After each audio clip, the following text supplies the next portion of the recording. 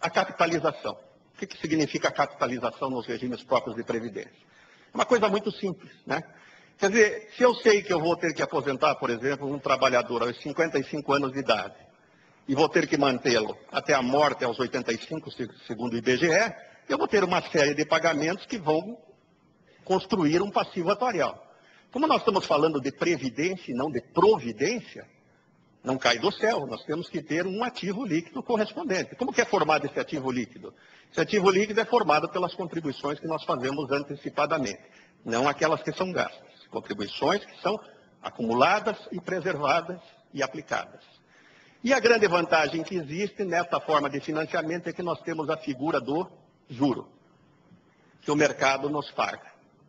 E a figura do juro significa dizer o seguinte, que o dinheiro não sai só do bolso do segurado, ou só do bolso do ente federado, mas sai também do mercado.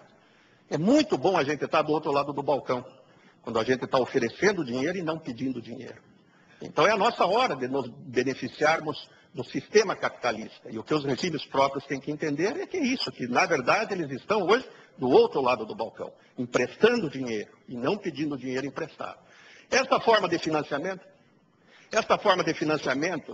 ela tem duas vantagens fundamentais. Quer dizer, a primeira vantagem é que na hora do pagamento da aposentadoria há lastro financeiro, a poupança previdenciária.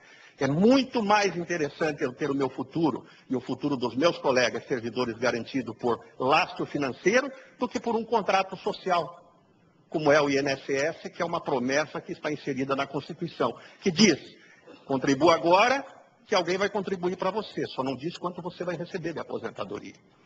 Uma outra grande vantagem do sistema de capitalização é que o custo é constante ao longo do tempo. Se eu mantiver as reavaliações atuariais, eu tenho condição de manter aquela alíquota ao longo de toda a vida do plano.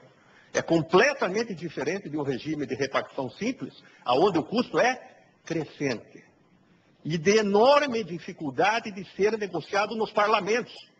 Porque quem é que gosta de colocar projeto de lei para ser aprovado no Congresso Nacional, aumentando contribuição ou diminuindo a aposentadoria, como nós vamos ver o ano que vem, no caso do INSS. E tem uma outra enorme vantagem, que é essa econômica, que é o diferimento do consumo. O diferimento do consumo e a formação de poupança, ele está presente em praticamente todas as culturas. E começa agora a se desenvolver no Brasil. O deixar de consumir um pouquinho agora para poder consumir sempre. Este é o dinheiro ideal para quê? Para que nós possamos desenvolver projetos econômicos de longo prazo de maturação, porque não se constroem usinas hidrelétricas, portos, rodovias em 2, 3 anos.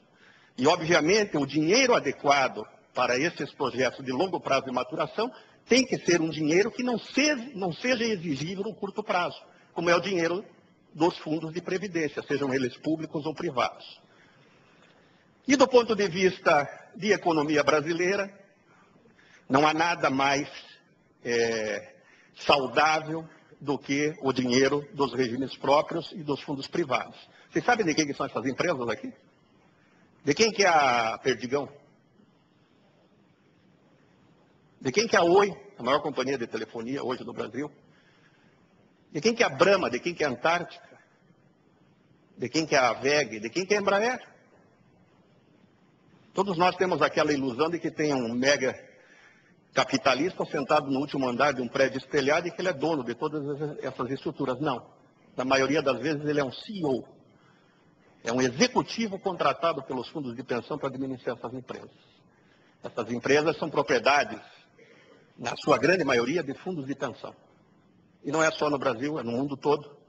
E aí existe uma filosofia muito interessante, que é o acumpliciamento do trabalho e do capital. Através dos fundos de pensão, nós conseguimos transformar a sociedade em pequenos capitalistas. Os trabalhadores em pequenos capitalistas. E o grande teórico da administração, o Peter Drucker, ele dizia que era uma ironia, porque a utopia do Karl Marx, que pregava na antiga União Soviética a socialização do capital, na verdade ele conseguiu a estatização do capital. Porque o capital era propriedade do Estado soviético ou do Partido Comunista, e jamais do trabalhador. E, ironicamente, no mais capitalista dos países, que são os Estados Unidos da América, é que se conseguiu socializar ou democratizar o capital. Porque 2/3 da economia americana é propriedade de quem? Dos fundos de pensão. Públicos e privados. E de quem que são os fundos de pensão? Dos trabalhadores que para eles contribuem. Então, percebam a importância que é a capitalização num regime previdenciário, não só pela garantia que ela dá ao segurado, de ter uma aposentadoria digna, uma velhice tranquila, mas também a importância econômica, que é o diferimento do consumo, que é a formação de poupança para poder viabilizar os grandes empreendimentos nacionais.